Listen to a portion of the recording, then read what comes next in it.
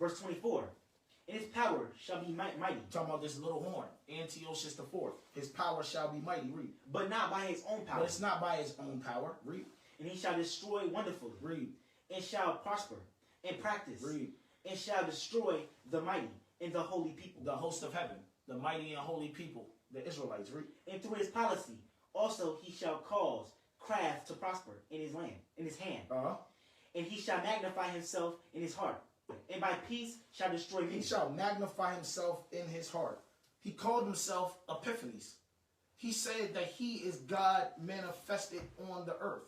This man magnified himself in his own heart. And it says, and by peace shall destroy many. Read. He shall also stand up against the prince of princes. He shall stand up against the prince of princes, the prince of the host. Keep reading. But he shall be broken without hand. But he shall be broken without hand. Let's read about that real quick. Give me 2 Maccabees 9.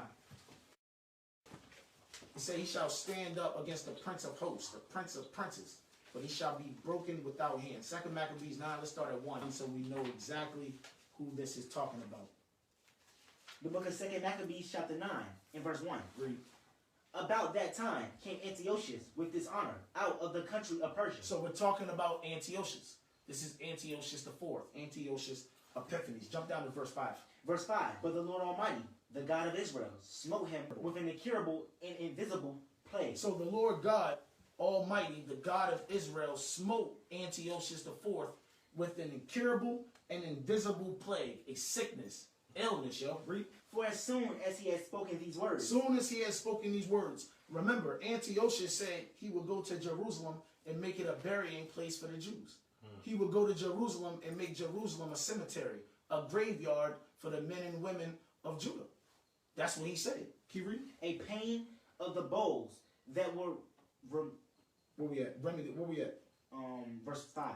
It says, a pain of the bowels that was remediless came upon him. Keep reading. And sore torment of the inner part. So soon as he spoke those words, the Lord struck him with incurable and invisible sickness, pain in the bowels. There was no remedy. And it was sore and it was torments in his inner part. Soon as he said he's going to go to Jerusalem and make it a graveyard of the Jews, the Lord touched him. Broke him without hands. Hey, jump down to verse 7. Verse 7. Howbeit, he nothing at all ceased from his bragging. But still, even with all that, he kept bragging, kept running his mouth. Keep reading. But still was filled with pride. And he was still filled with pride. He still thought he was God, manifested on earth. Keep reading. Breathing out fire in his rage against the Jews, and commanding to haste the journey. So he was commanding to haste the journey. He was trying to get to Jerusalem as fast as possible. Read. But it came to pass that he fell down from his chariot, cried violently. Carried violently. So he fell off of his chariot while his chariot was moving fast, hitting rocks, rocking back and forth.